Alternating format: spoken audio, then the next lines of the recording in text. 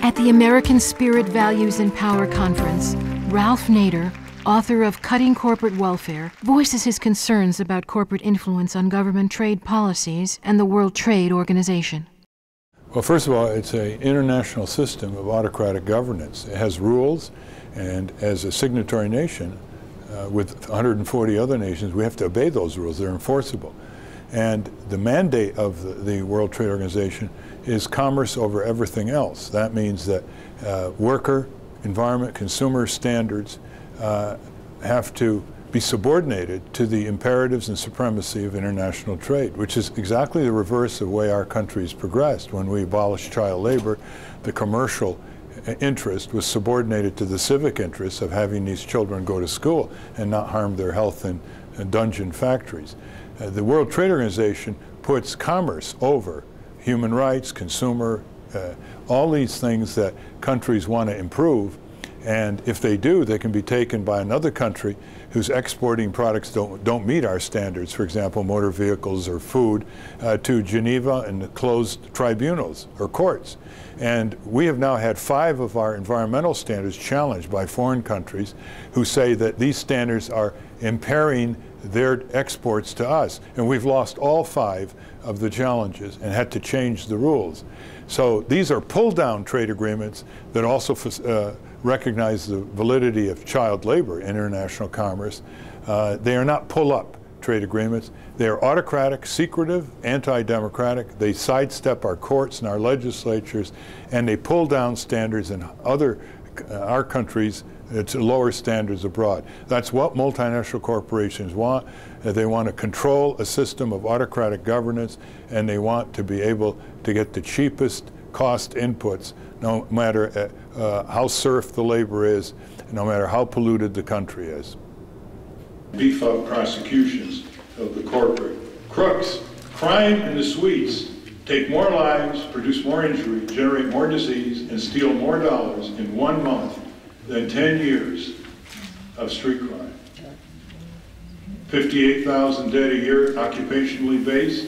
OSHA figures, 65,000 dead a year, air pollution. EPA figures, 80,000 dead a year, Harvard School of Public Health, medical malpractice in hospitals alone. That's just for starters. Last year, 14,000 homicides. Under Reagan, law and order for corporations was set back very significantly. So he didn't want to enforce the environmental laws or the food safety laws or the auto safety laws, and he wrecked these agencies and put people in charge who really wanted to wreck them, like the person he put in charge for the Occupational Health and Safety Agency. And second, he broke the back of what was left of the labor movement by firing the air traffic controllers and in many ways undermining efforts to unionize in our country. And third, contrary to his conservative ideology, he expanded the tax breaks for the wealthy, which were really subsidies, and corporate welfare. You know, he gave more subsidies, bailouts, giveaways to corporations. Even though in the debate I had with him before he became president, he said that he kept telling his business friends not to go to Washington with their handout. Well, he went to Washington and he gave them plenty of handouts.